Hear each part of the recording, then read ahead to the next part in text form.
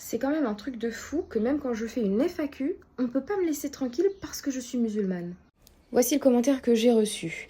Une idée sur lui, Aïcha, qu'Allah soit satisfaite d'elle, a rapporté que l'apôtre d'Allah, que la paix et la bénédiction soient sur lui, l'a épousée quand elle avait 7 ans, et qu'il l'a emmenée chez lui en tant qu'épouse quand elle avait 9 ans, que ses jouets étaient avec elle, et quand il, le saint prophète, est mort, elle avait 18 ans. Voici ma réponse, je cite. Oui, il existe des hadiths authentiques qui mentionnent qu'Aïcha avait 6 ou 7 ans au moment des fiançailles et environ 9 ans à la consommation de son mariage. Mais d'autres savants musulmans, anciens et modernes, ont remis en question ces chiffres se basant sur des analyses historiques et des incohérences dans les chronologies. Certains estiment qu'elle avait en réalité entre 15 et 19 ans, ce n'est donc pas un sujet aussi tranché que certains veulent bien le faire croire.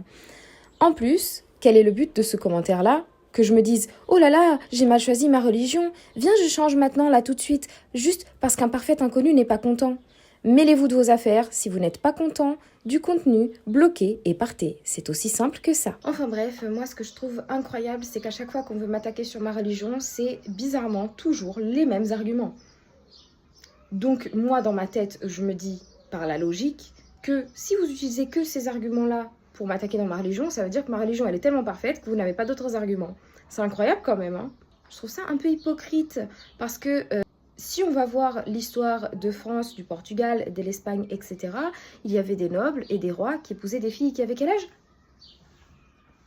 Oh, 6 ou 7 ans? Oh là, bon bah. Mais là, il n'y a pas de problème, c'est des rois et des nobles. Donc c'est pas grave. C'est pas un petit peu hypocrite?